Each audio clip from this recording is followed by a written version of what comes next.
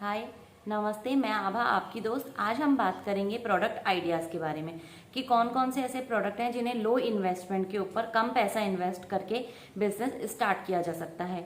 मैं बात कर रही हूँ ई कॉमर्स बिजनेस के बारे में कि ऑनलाइन फ्लिपकार्ट, अमेजोन वगैरह पे हम लोग कैसे बिजनेस स्टार्ट कर सकते हैं छोटे छोटे प्रोडक्ट्स के साथ में। तो चलिए हमारा वीडियो स्टार्ट करते हैं। पहला प्रोडक्ट मेरा होगा ज्वेलरीज, कि आप आर्टिफिशियल ज्वेलरी और इसके अलावा ट्रेडिशनल ज्वेलरी भी सेल कर सकते हैं। तो उसमें भी आप पर्टिकुलर ज्वेलरी में भी जाएंगे तो बहुत बड़ी रेंज हो जाती है, जैसे नेकलेस, इयररिंग्स हो गए, रिंग्स हो गए, बैंगल्स हो गए, पायल हो गई, बहुत सारी होती है। आप उनमें से भी कुछ लिमिटेड एक पर्टिकुलर चीज सेलेक्ट कर लीजिए कि आप जैसे फैशन ज्वेलरी सेल कर रहे हैं या फिर आप ट्रेडिशनल ज्वेलरी सेल कर रहे हैं, उसको आप कर लीजिए। मैं आपको एग्जाम्पल के साथ बता रही हूँ कि काफ़ी सारे लोग हैं, सेलर्स हैं, आप देखेंगे कि बहुत ही अच्छे और सही दामों में हम लोगों को मिलती है। मैंने भी रिसेंटली अभी कुछ 2 नेकलेस खरीदे थे जो कि ऑक्सीडाइज वाले मैंने खरीदे थे, तो मुझे ऐसा लगा कि ज्वेलरी का भी एक अच्छा ऑप्शन है। मेन ज्वेलरी मैं आपको क्यों बोल रही हूँ, क्योंकि ज्वेलरी जो आर्टिफिशियल ज्वेलरी होती है वो बहुत ही चीप रेट में होलसेल में मिलती है, जिसको कि खरीदना बेचना ईजी भी होता है, क्योंकि फैशन ज्वेलरी होती है, कम रेट की चीज़ें होती हैं। नॉर्मली लेडीज़ लोग बहुत शॉपिंग करती है और आसानी से उसे खरीद लेती हैं। मैं खुद अगर अपनी बात करूँ तो मैं कितना ऑनलाइन परचेज करती हूँ, आर्टिफिशियल ज्वेलरी खरीद लेती हूँ, ट्रेडिशनल खरीद लेती हूँ, जैसा भी मौका होता है खरीद लेती हूँ। तो हम लोग सभी खरीदते हैं, तो क्यों ना हम उसे बेचना स्टार्ट कर दें। तो ये होम मेकर्स के लिए एक बहुत अच्छा ऑप्शन है कि आप ज्वेलरी का बिजनेस स्टार्ट कर सकते हैं। तो कुछ एग्जाम्पल्स के साथ में मैं आपको समझा रही हूँ यहाँ पर, तो आप उसको देखिए और समझिए।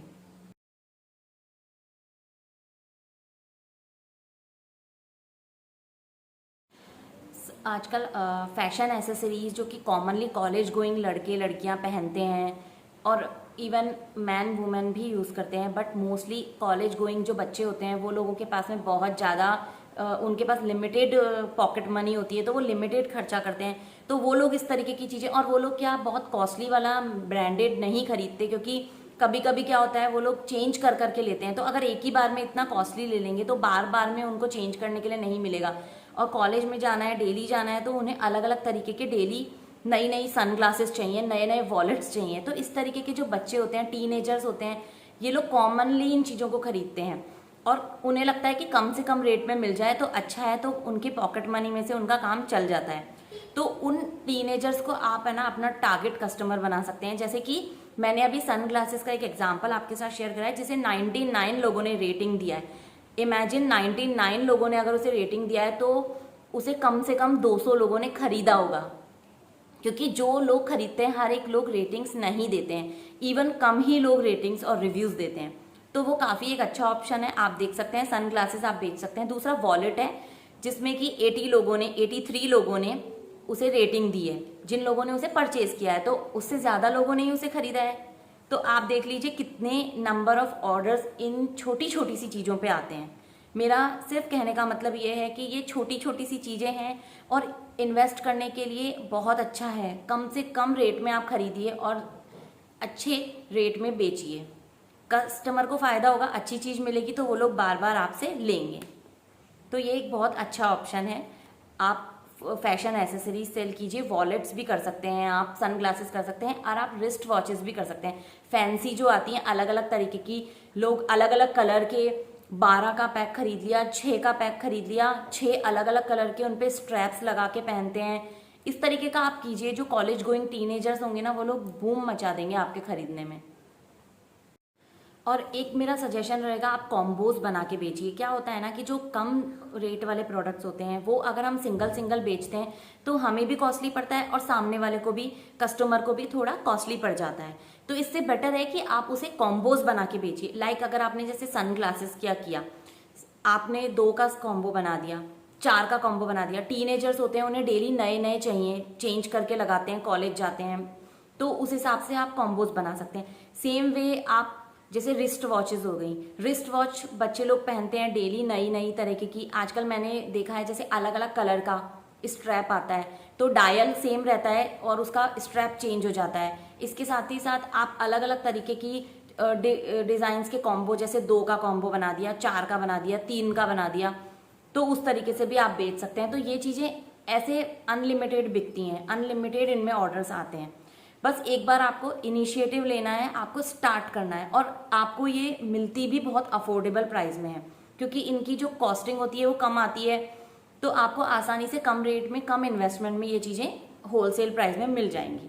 तो ये एक बहुत अच्छा ऑप्शन है जो आप स्टार्ट कर सकते हैं।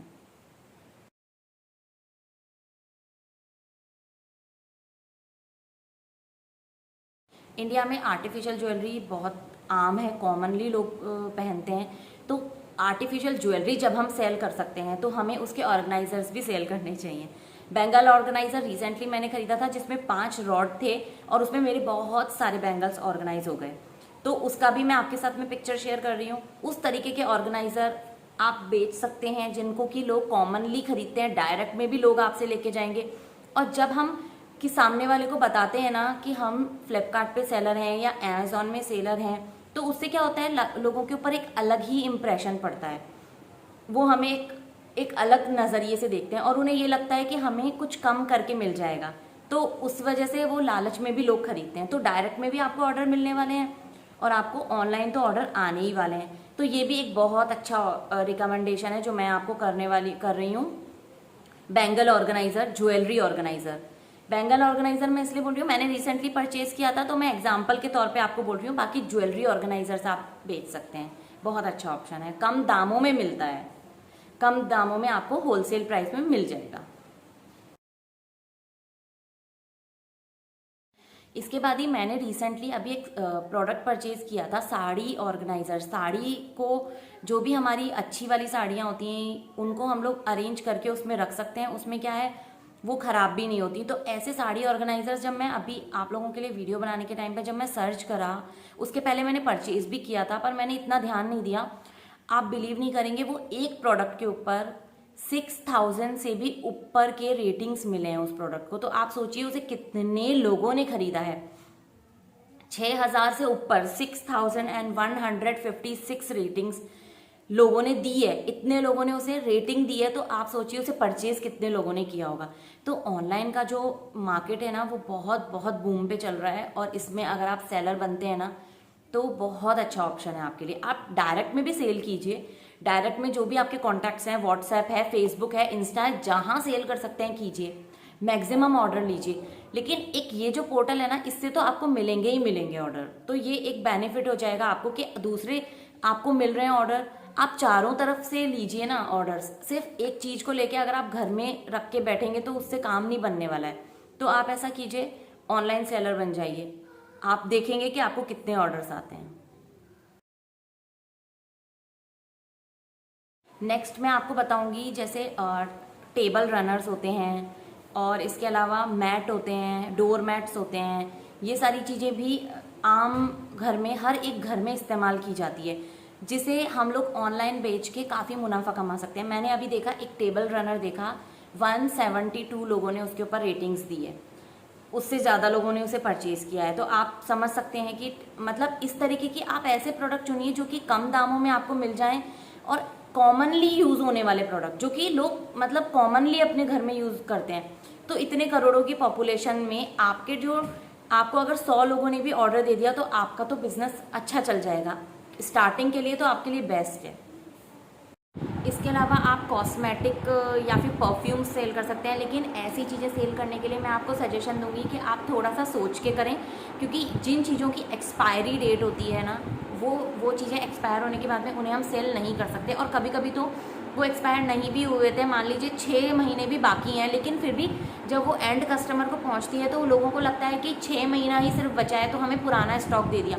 तो वो चीज़ों में उन चीज़ों से आप बचें। मतलब स्टार्ट करते हैं तो आप बचें। अगर बाद में आपको लगता है कि आपका बिजनेस स्मूथ चल रहा है तो आप ऐसी चीज़ें भी बेच सकते हैं। लोग ऐसी चीज़ें बेचते हैं, काफ़ी सारे सेलर्स हैं जो बेचते हैं और इवन हम भी खरीदते हैं।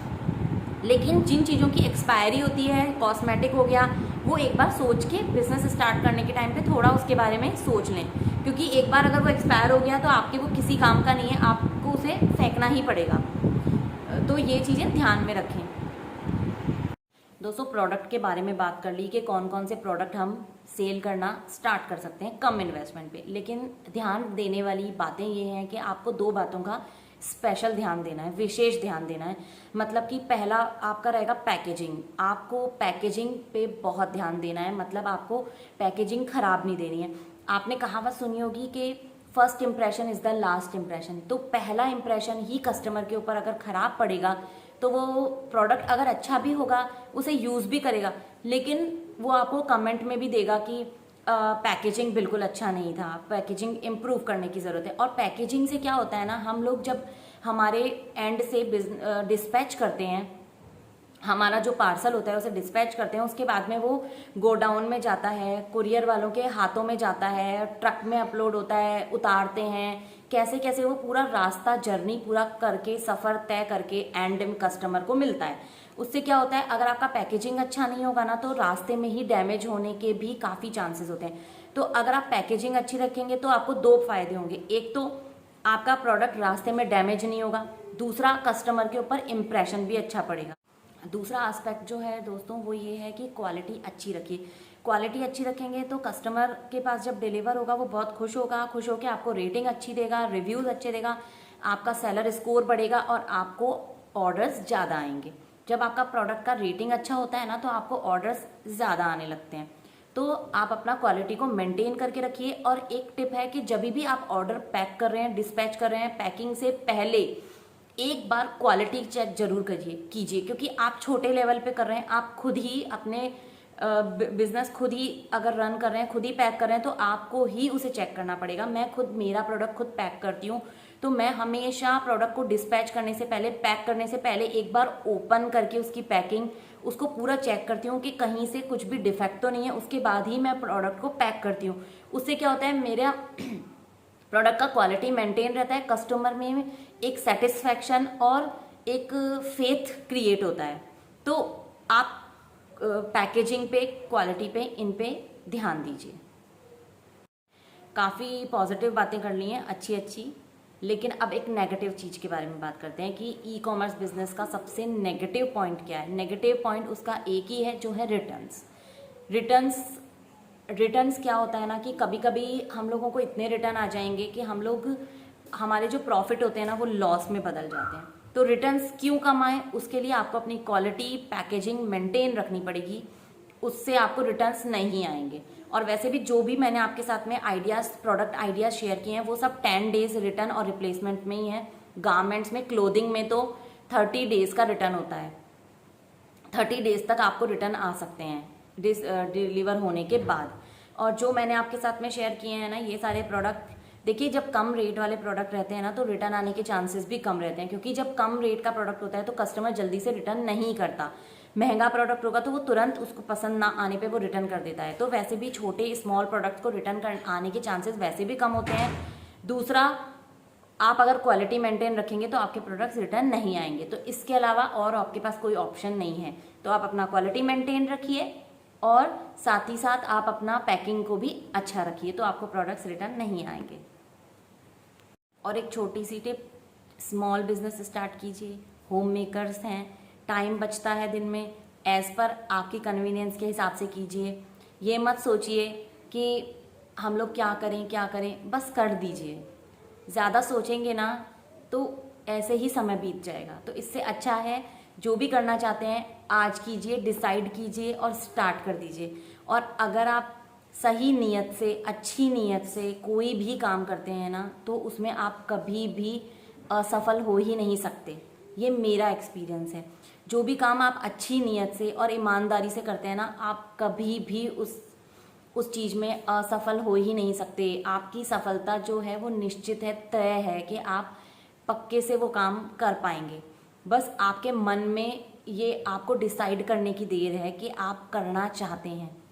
तो मेरे सारे दोस्त होम मेकर जो भी मेरा वीडियो देख रहे हैं वो मुझे बताइए कि आपको मेरा वीडियो कैसा लगा। अच्छा लग रहा है, थोड़ा भी आपको इंटरेस्टिंग लगा और आपको ऐसा लगा कि आपको कुछ मोटिवेशन मिली है तो प्लीज़ मेरे वीडियो को एक लाइक दे दीजिए, मेरे चैनल को सब्सक्राइब कर लीजिए और बेल आइकन का दबा दीजिए ताकि आपको मेरे लेटेस्ट वीडियो के अपडेट्स मिलते रहेंगे। और मैं आपसे मिलती हूँ नेक्स्ट वीडियो में। तब तक के लिए आप अपना ध्यान रखिए, वीडियोस देखते रहिए, हेल्थ का ध्यान रखिए और फिट रहिए। चलिए मिलते हैं नेक्स्ट वीडियो में, तब तक के लिए बाय।